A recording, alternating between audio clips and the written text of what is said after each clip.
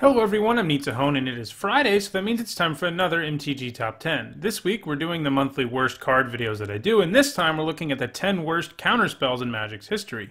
Counterspells are a polarizing kind of card in Magic, with people either loving or hating them, usually depending on who it is that's casting them. They are cards that just allow you to say no to things your opponent is doing. The gold standard for counterspells is of course the original counterspell, which for 2 blue mana allows you to counter anything. There's been a lot of powerful counter magic in Magic's history. If you want to see which have done the most on the competitive level, you can follow a link in the description of my MTG Top 10 on counterspells, but they haven't all been a hit. In this video, we're going to talk about the 10 counterspells that never saw competitive play and don't even really see play in EDH either, which I feel is a good indicator of how bad a card is, because EDH is such a wide open format where super narrow cards even have a home. The cards on this list, though, for the most part, don't have any home because they're so bad. Hardly anyone wants to play them. As a result, the cards in this list aren't really worth the cardboard they are printed on. Let's look at number 10. So, the best worst counterspell is Molten Influence. That's right, it isn't even a blue card. The only non-blue card to make the list, Molten Influence is pretty terrible. I understand that because red doesn't normally have access to counter magic, it means that when they do get it, it isn't going to be as good as blue, obviously, but come on. First of all, this can only counter instants and sorceries, so that's pretty narrow. Second of all, it won't even do that most of the time because your opponent will just take the 4. Taking 4 from this isn't really worth the card, especially because you can't just cast it when you want to like a normal burn spell. For some reason, people are playing it some in EDH decks, mostly in burn commander decks like Neheb or Mogus, but honestly, they really shouldn't be running this.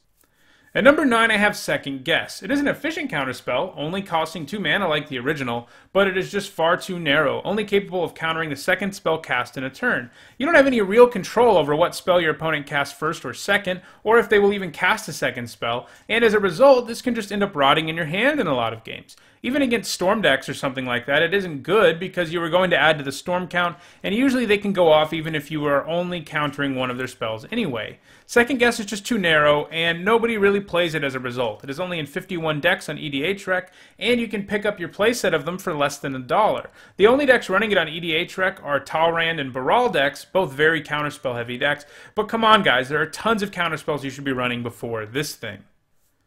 Next is Rune Boggle. So the original counterspell only cost 2 mana and didn't ask any questions, it just countered it. Rune Boggle costs 3, and if the opponent can pay just a single mana, they aren't really affected by it. Sure, it draws you a card, but since when is pay 3 draw a card a good instant? That's what this is going to be most of the time. There will of course be times when you get people with this and you get a 2 for 1, but those times are going to be in the minority by far. Only 51 decks are running it on EDH Rec, and you can pick up 4 copies of this for basically nothing.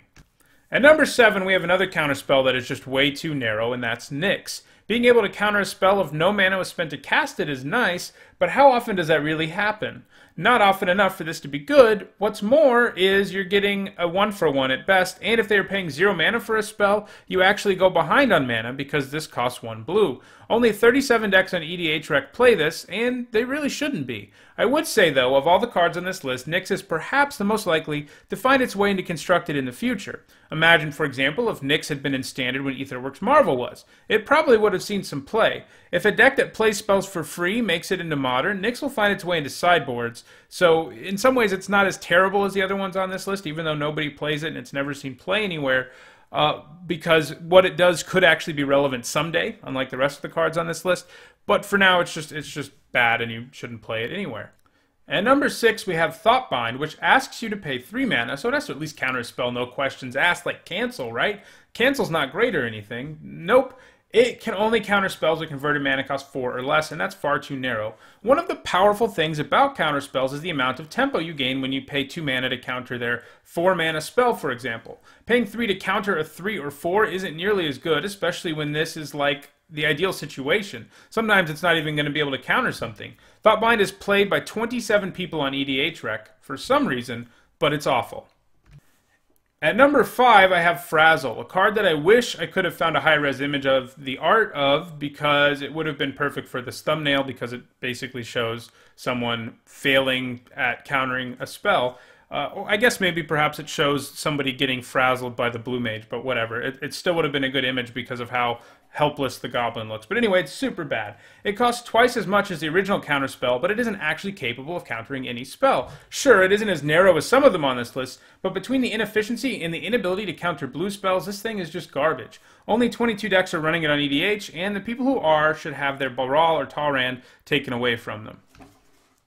And number 4, we have Force Void, which is basically just an even worse Rune Boggle. For the same 3 mana, it can counter a spell if your opponent doesn't have 1 mana lying around, and it draws you a card. But unlike Rune Boggle, you have to wait until the next turn's upkeep to draw the card. Despite being a card in one of Magic's oldest sets that has a very small print run, you can pick up a Force Void for only 22 cents.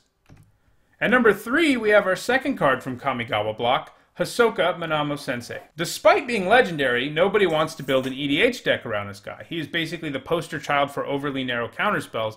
He makes you discard a card and pay 3 to counter a spell, which would admittedly be pretty good, but only being able to counter spells with the exact same converted mana cost is just awful. You can't control what converted mana cost cards your opponent will have in their hand or what you will have in your hand. And so hitting cards with this just won't happen often enough. There's only 12 decks in EDH rec with him, and you can pick him up for 43 cents, which I think is one of the more expensive cards on this list. At number 2, I have Minamo's Meddling, yet another Kamigawa card, and another card that does a good job of illustrating how inept at countering spells Hisoka and the other Minamo are. This one is meant to hose one of the mechanics in Kamigawa block, the arcane mechanic that allowed you to pay mana to add effects to other arcane spells you were casting. So Minamo's Meddling could take out the splice spell and the card you used to splice the spell onto the other spell, which sounds pretty sweet. But even in Kamigawa block, nobody was playing this thing, likely because it was too expensive for what it did in a fail case. Countering a spell for 4 mana is just bad, and there weren't enough arcane decks running around. So overall, this wasn't even played in the format it was sort of meant to be good in, which was Kamigawa block, and I think that's a pretty good indicator of just how bad it was. And at number 1, I have 2 cards, Urtai's Trickery and Hisoka's Defiance, both meant to hose specific themes in a block or set. These also never saw play in block because they were still too narrow, indicating how weak they are. Even in the format they were meant to be in, they weren't good, just like Minamo's Meddling.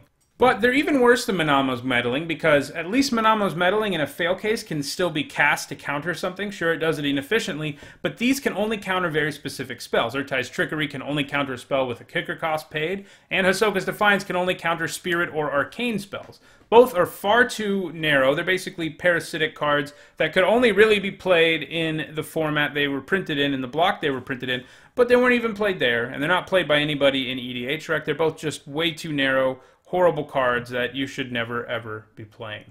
Additionally, this is our 3rd Kamigawa card on this list. I guess I didn't really like counterspells in that block, though to be fair, there are good counterspells there too, like Hinder and Disrupting Shoal. There's just more terrible ones.